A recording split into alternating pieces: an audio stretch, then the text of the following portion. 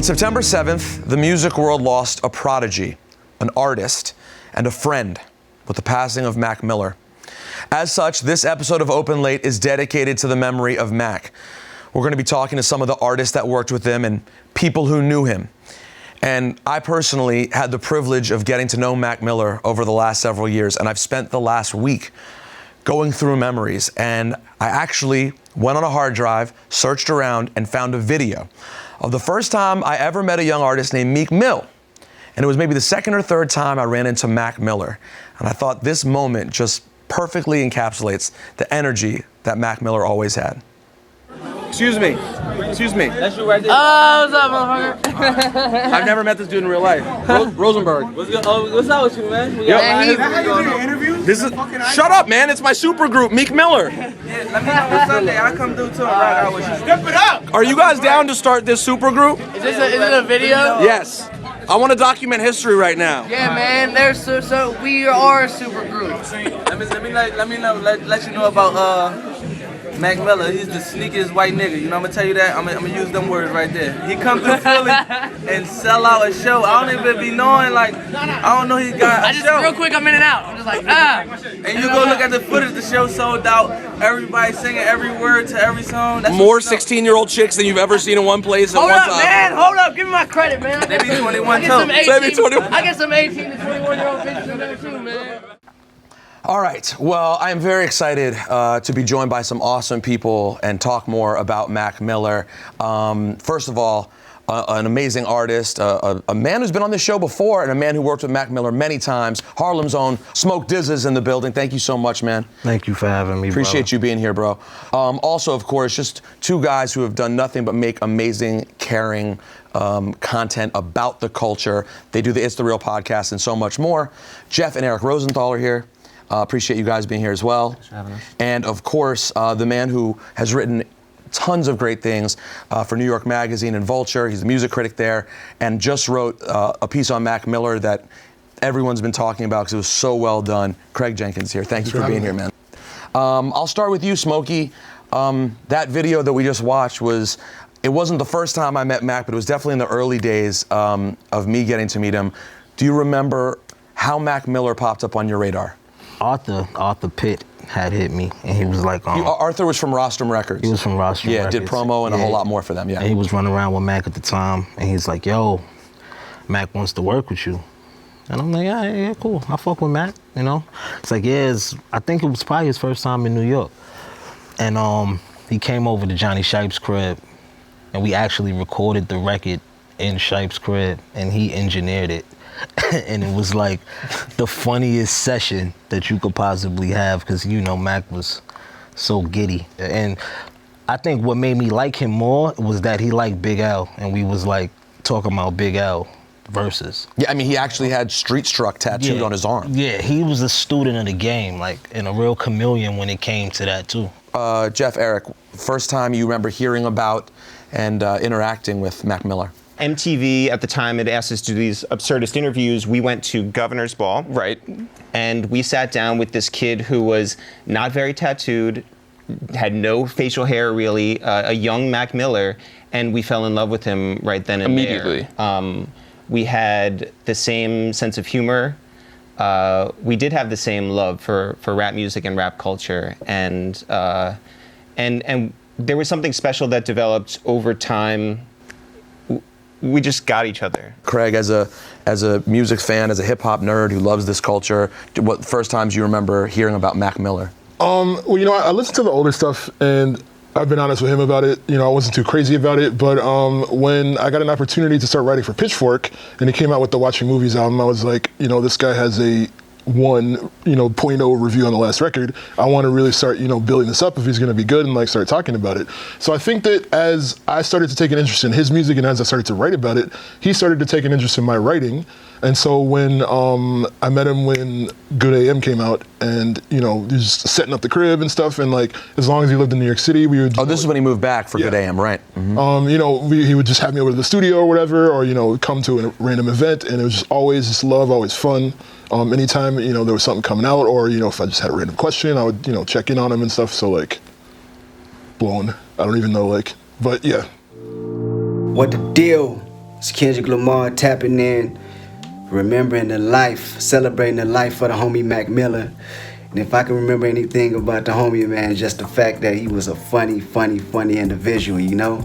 I always pulled up to the studio, played music, you know, just had us laughing, told jokes all night. And just one of the cats outside of TD that had the same type of sick, twisted sense of humor that we have. And I remember years back we had this thing called How Many Racks?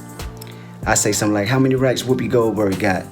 Mac a shoot back. How many racks Vanilla Ice got? You know, silly shit that made us laugh or whatnot. But fast forward, months later, one of them got me a black G-Wagon. You know, we young, we just now getting money in the industry.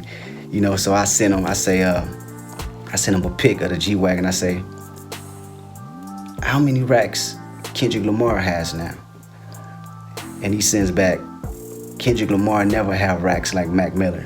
Then blasts off a white G-Wagon, he just got the same. We got swear to God, I fell out laughing. This dude started calling us Milli Vanilli, started telling people we got jungle fever, calling us, telling people we 101 rap Dalmatian now. Man, I swear to God, I talked about that moment forever because he was just so quick and just so clever.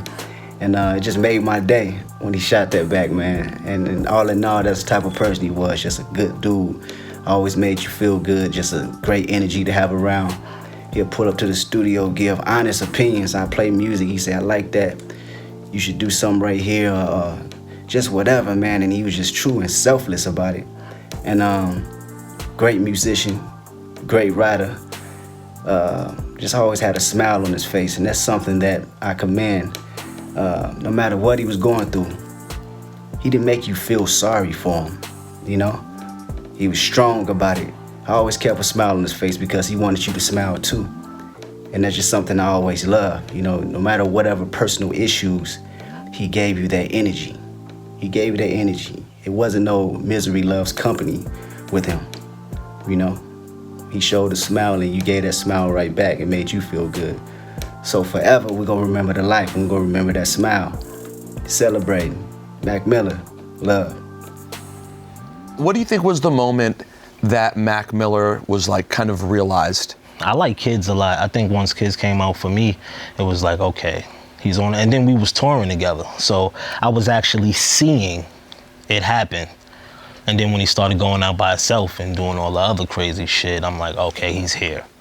I think that he realized who he was when he made Macadelic, right? And so he had Jeff and myself come and visit him.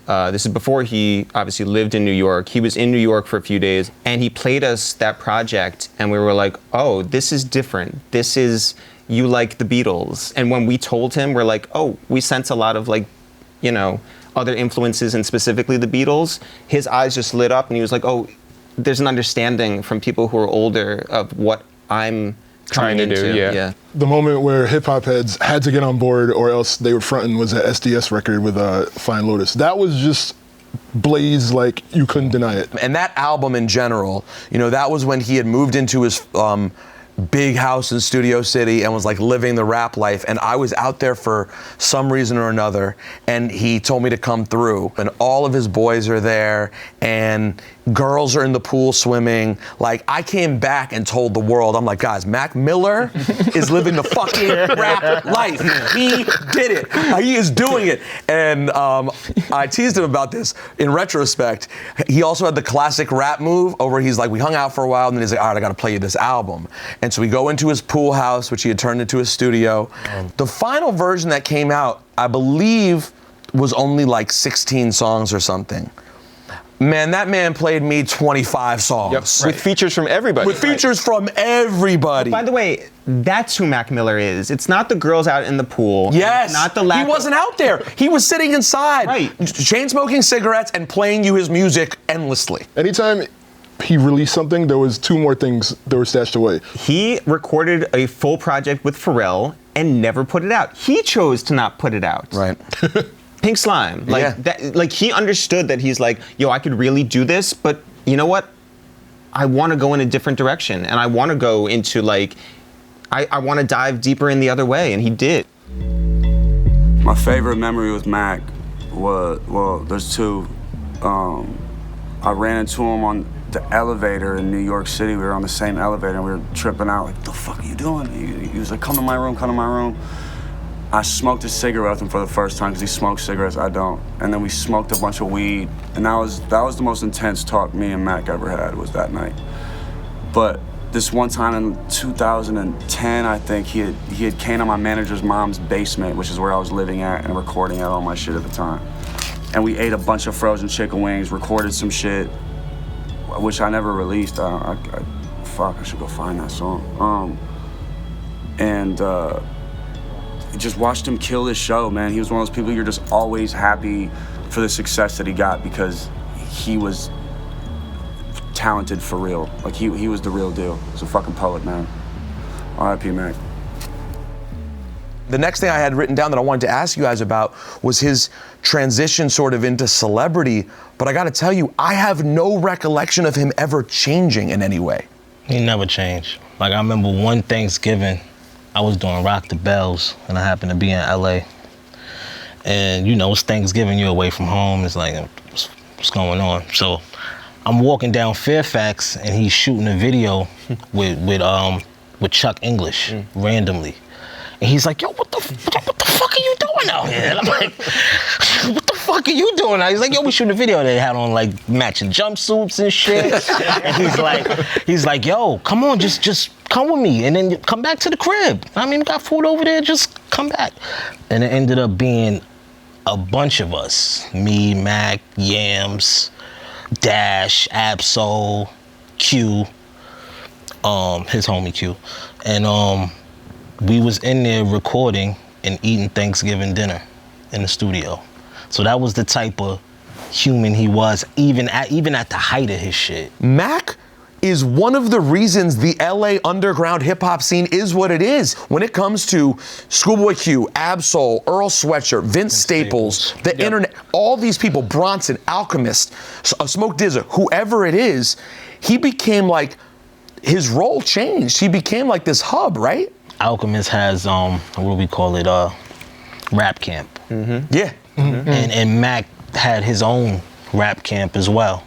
Especially, you know, when he started producing this, it was like everybody was coming over for the vibe. We would just come over and just listen to beats, and then whatever happens, happens. He kept bringing people to the studio, kept creating, and built out this family that was much bigger than any artist that I can think of, and those are real relationships. Those aren't just like, yo, come through and like, let's play music for each other. This was like, let's actually work. Let's actually like grab meals. Let's like see each other and hang out and be real friends. And that's. And I think that's like what the Instagram and like Twitter reaction, like every single rapper that you see has a picture with Mac Miller. Mac Miller was my brother, my dog. Not only somebody that I made music with, but an actual friend. It's the first time I cried in a long time when my brother passed, you know. May his memory live forever. And it's crazy, I was just in the studio with him like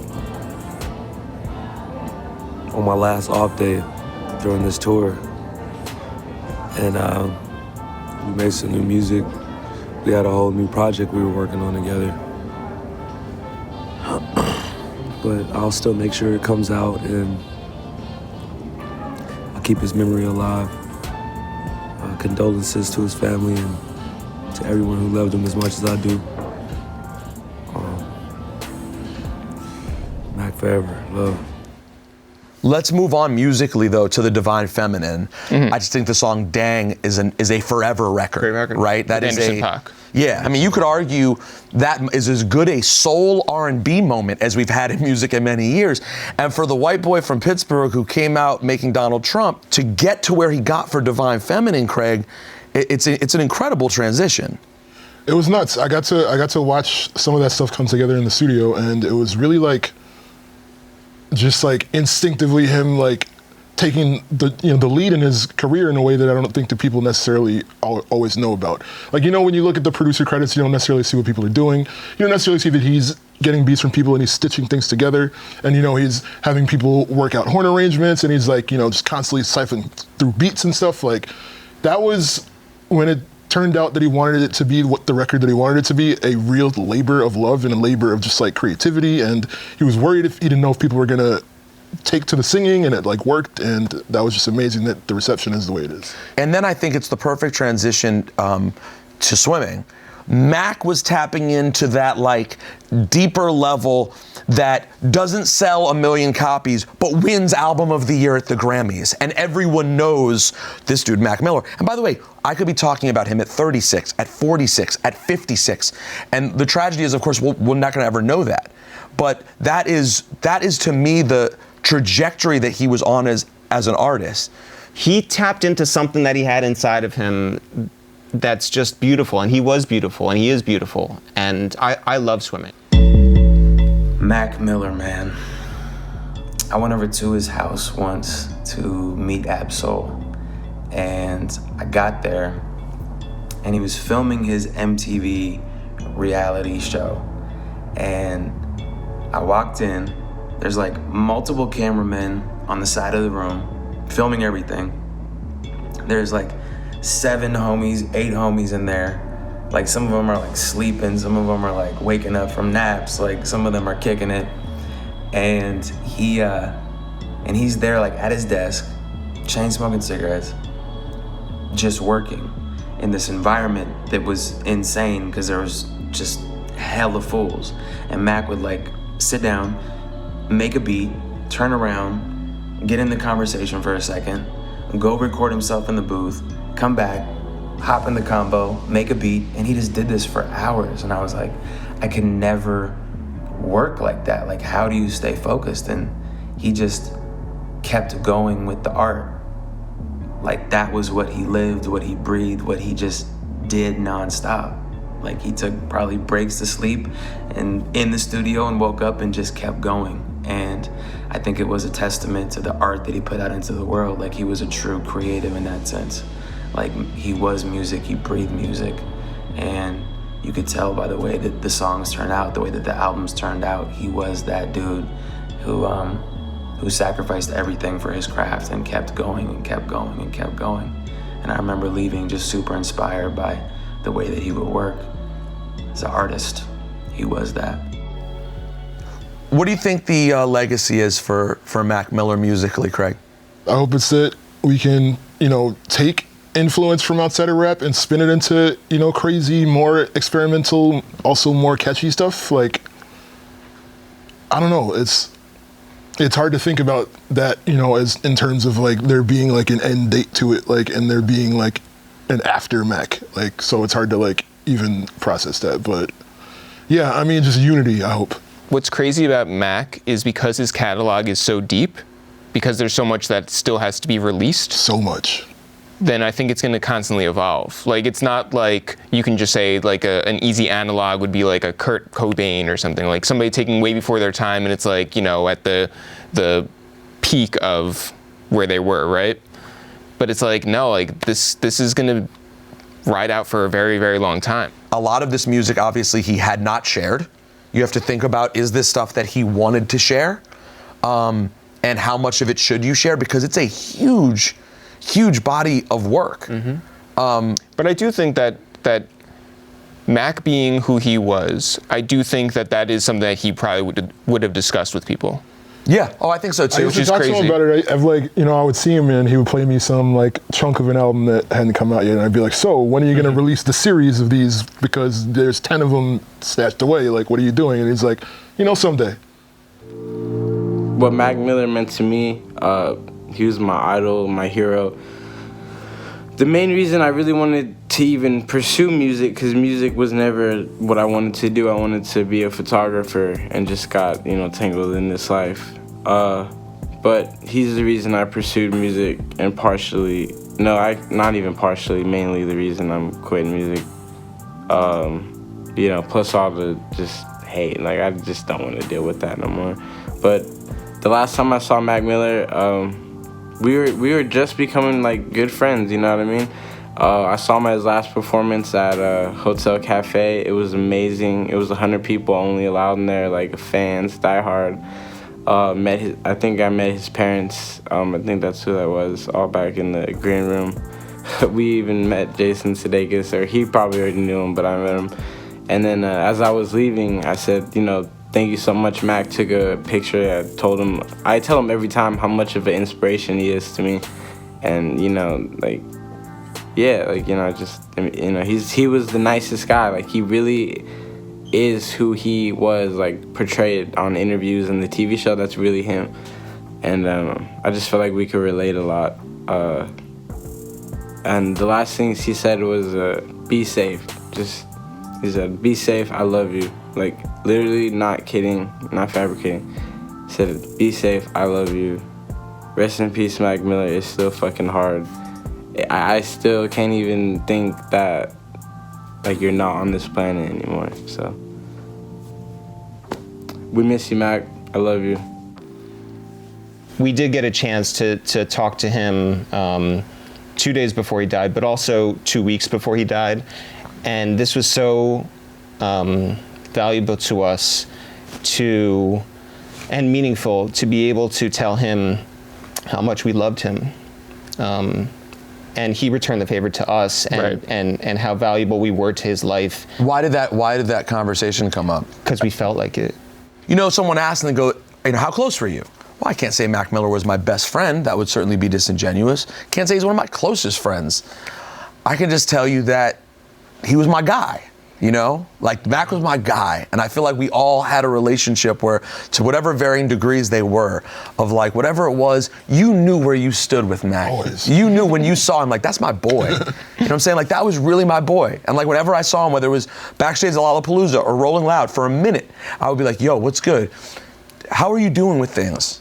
What's up? Like, and he knew what I meant. He knew I meant, I was asking about drugs and alcohol and where he was. And I would just be like, how are you? And we'd have a quick second eye to eye where we just have a moment and just be like, what, you good? He'd be like, yeah, I'm good. Or he'd say, like, you know, he'd be honest with me. Well, you know, I'm drinking now, but I'm good. I got this, blah, blah, blah. And I just always wanted to make sure he's okay. And he always made you feel he was okay and that he was happy. And that surmises how selfless this kid was and how amazing a human being he was.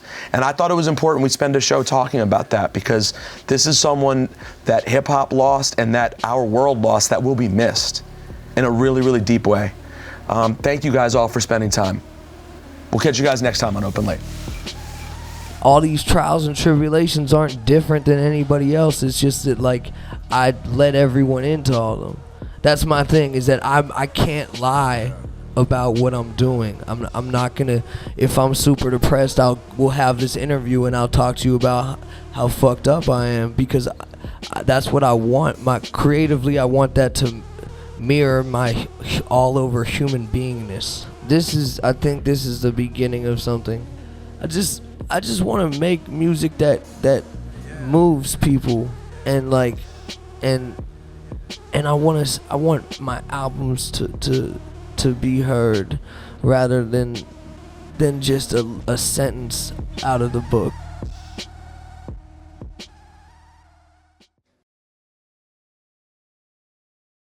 Hey, thank you guys so much for watching. Open Late is always open on Complex's YouTube channel, and so are all these amazing shows. Check them out.